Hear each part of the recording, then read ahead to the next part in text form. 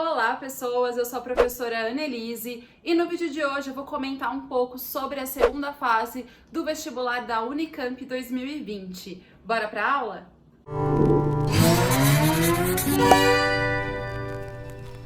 Bom, antes de começar o vídeo, já se inscreve aqui no canal se você ainda não se inscreveu, ativa o sininho para receber todas as notificações, deixa o seu like e o seu comentário com dúvidas ou sugestões.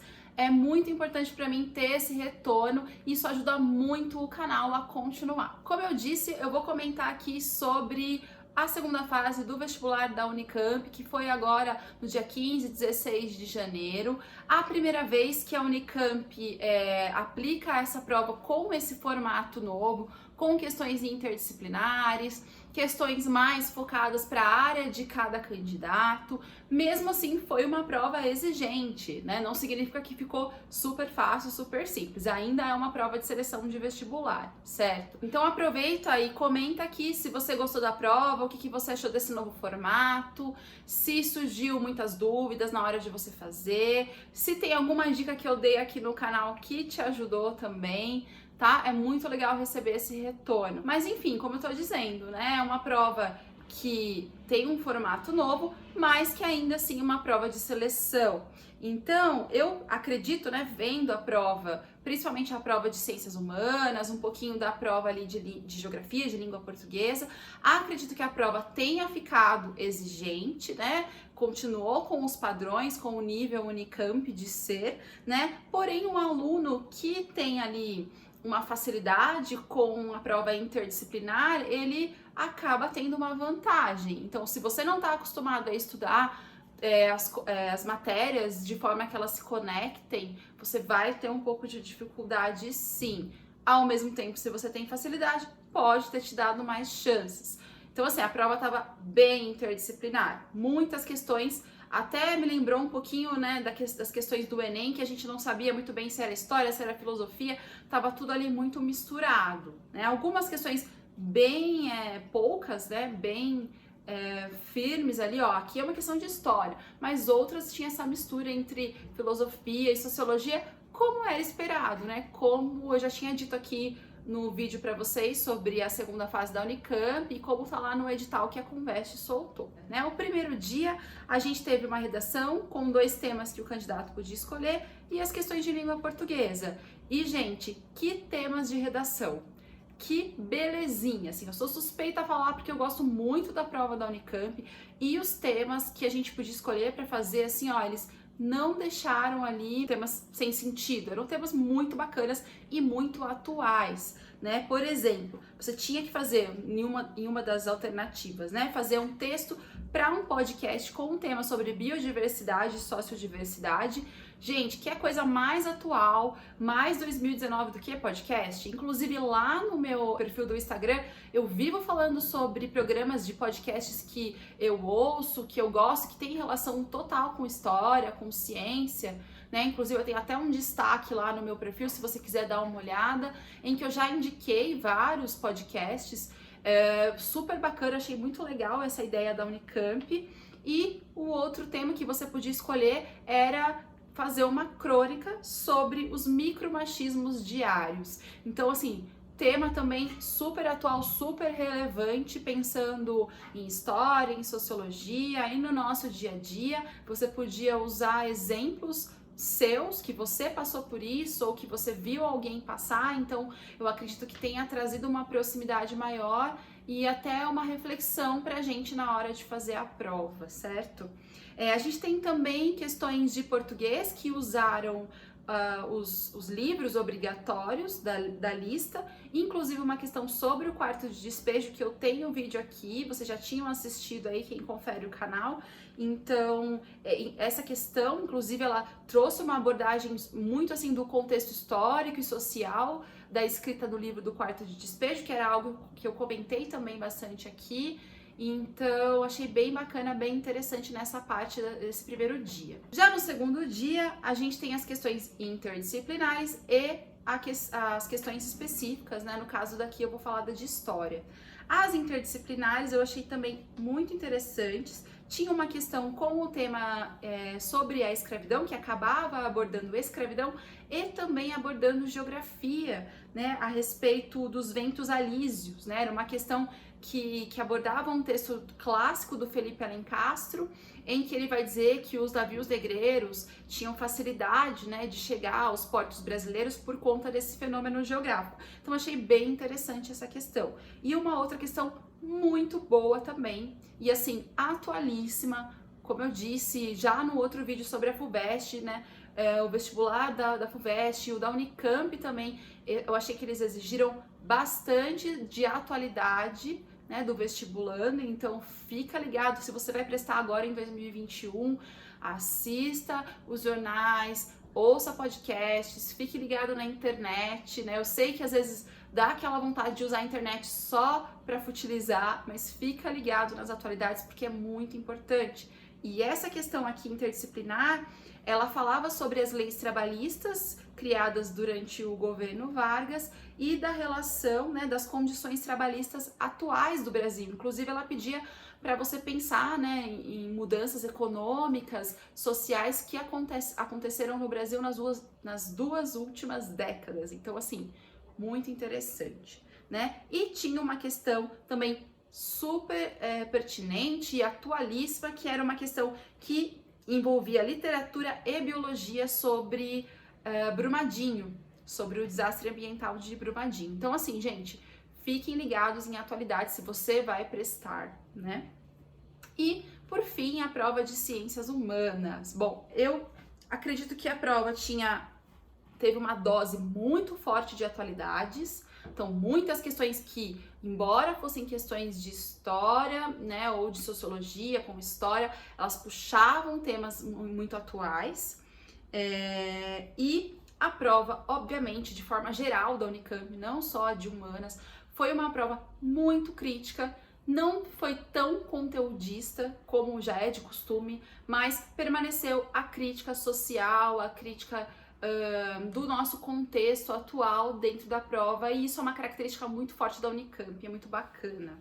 Bom, sobre as questões de história, que eu disse para vocês que claramente eram questões de história, né? A gente teve uma questão de Revolução Inglesa, tá? Meio conteudista ali de leve, né? Mas era uma questão claramente ali de história, uma questão de América Espanhola, com o discurso do Simão Bolívar, uma questão que acaba tendo história junto também, mas uma questão que abordava a filosofia antiga, e também uma questão sobre os movimentos sociais, né? Essa questão bem mais relacionada à sociologia, perguntando o que eram movimentos sociais, para você dar exemplos, e também uma questão sobre desigualdade social, que também era uma mistura ali com geografia, tá? Todos esses temas foram bem bacanas, bem elaborados, a gente tinha textos que ajudavam, mas que cobrava do candidato esse conhecimento de fazer essas relações, de fazer essas ligações. Não é novidade para você que assistiu os meus vídeos, eu já tenho falado muito disso por aqui. Bom, eu selecionei aqui uma questão para que a gente possa falar um pouco sobre a prova e entender um pouco como a prova aborda determinados temas. E pensando nessa ideia das atualidades, uma questão muito bacana que apareceu na prova foi uma questão sobre o negacionismo histórico, no caso aqui do negacionismo até do Holocausto. Então eu vou ler para vocês a questão, ela é bem breve, mas ela exige que a gente reflita muito sobre esse tema que é atualíssimo. Pode parecer inconcebível que um crime de proporções gigantescas como o Holocausto, que também é um dos crimes mais bem documentados, estudados e testemunhados da história, possa ser negado, especialmente hoje, quando são numerosos os meios de informação sobre o tema. E aí a gente tem, a partir do excerto e de seus conhecimentos, então essa é uma diferença da Unicamp, por exemplo, para a FUVEST, né? Você tem um enunciado e um comando para a questão, né? Então, a partir do excerto e dos seus conhecimentos. Apresente 2 aspectos do negacionismo histórico. Perfeito! Aqui a gente tem temas atualíssimos, especialmente nos últimos 2 anos aqui no Brasil e também no mundo, né, em que a gente possa relacionar. O primeiro deles tá óbvio aqui, tá no próprio texto, Mas vamos lá, vamos pensar um pouquinho, né? O que seria o negacionismo, tá? O negacionismo, ele é uma negação mesmo, né? Ou uma relativização de determinado tema, acontecimento histórico que foi provado, que foi confirmado empiricamente, né?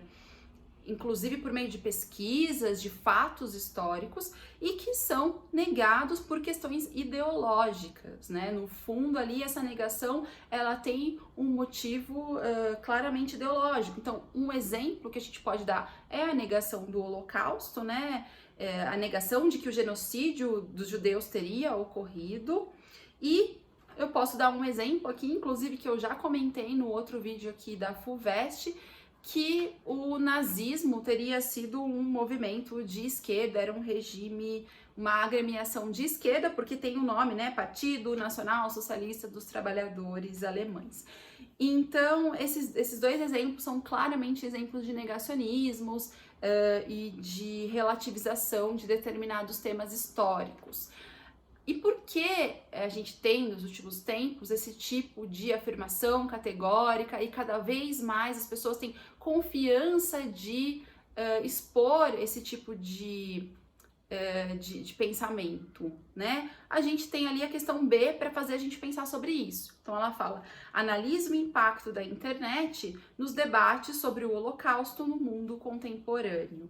Então a gente pode pensar não só sobre o Holocausto, mas sobre outros temas como o terraplanismo, por exemplo, o nazismo de esquerda, né? Embora a internet ela seja sensacional na divulgação do conhecimento, né? Vocês estão inclusive assistindo vídeos por conta disso.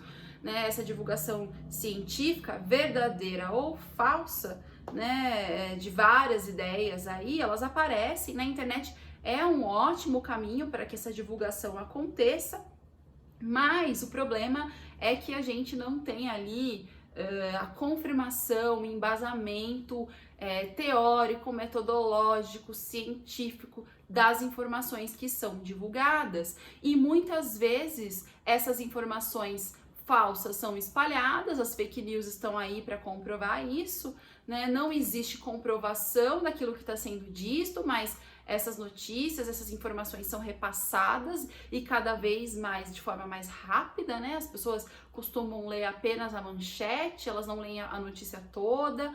Não existe também quer dizer, agora a gente está começando a ter uma atenção maior para isso, mas a própria educação de você utilizar as redes sociais, a internet, ela não existe, né? Então as pessoas, está na internet é verdade, né? Não tem aquela afirmação, né? Então assim, as pessoas não costumam ter esses critérios do que está ali e o que não está, né? E no meio de tudo isso, a gente tem, por exemplo, a negação do Holocausto, né, e tudo mais.